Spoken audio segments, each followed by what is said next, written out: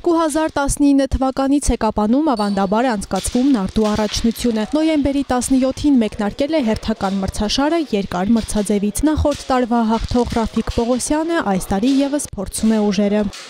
Բախտ է էլի, բախտի հարցը, զառի խնդիրը։ Ամեն դեպքում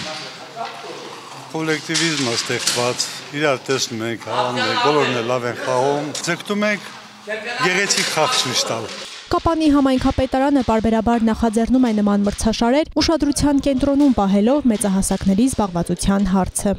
Տարի էլ ավելի մեծ շուկով, էլ ավելի կազմակերպված է, էլ ավելի բարեդրացիական հարաբերությունով մասնակցում են մեր համակարգացիները, ձևավորում են մի գեղեցիկ ընկերություն, բարեկամություն, շատ եմ կարևորում նմանատիպ միջոցառումները, քանզի մեր հասարակության մեջ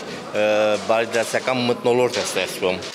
Առաջնությանն այս տարի հայտագրվել է 64 հոգի, 8 խմբի յուրաքանչյուր մասնակից հնարավորություն ունի ուժերը չափել 3 խաղում։ Մրցակցությունը թեժ է, բայց ընկերական մթնոլորտում։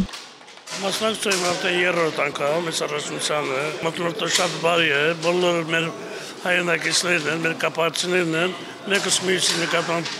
բարով եք տրամադրված, պարտությունը ոչ մեկին չի դժգոհեցնում։ Խաղում ենք հաղթանակի համար, բայց թե կարևորը ինձ թվում է մասնակցությունն է։ Բոլորս էլ ղափանցի ենք, թող հաղթի ուժեղագույնը։ Առաջին անգամ եմ մասնակցում, հույս ունեմ հաղթանակներ տանեմ, բայց եթե պարտվում էլ տապարտություն չի, այլ մասնակցություն։ Կարևորը դա է մասնակցությունը։ Արշամ Սարգսյանի խոսքով մարզաձևի հանդեպ հետաքրքրությունը աստիճանաբար մեծանում է։ Դրա շնորհիվ վերջերս մարզի 2 համայնքների միջև անցկացվեց մրցաշար։ Ձևավորվել էին Կապան եւ Քաջարան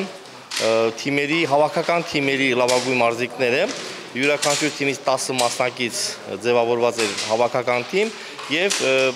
կազմակերպվեց ընկերական հանդիպում մրցաշար, որտեղ շատ կրկնում եմ շատ լուրջ միջոցառում էր եւ ձևավորվել էր զուտ բարեկամություն երկու քաղաքների միջև, ձևավորվել է նոր ընկերություն երկու քաղաքների նարդի խաղացողների միջև։ Մրցաշարը կավարտվի նոյեմբերի 26-ին։ Մրցանակային տեղեր զբաղեցնողները կարժանանան դրամական պարգևների, մեդալների եւ հավաստագրերի։ Աննա Մելքումյան, Ալեն Ծատրյան, Սյունիք լուրեր։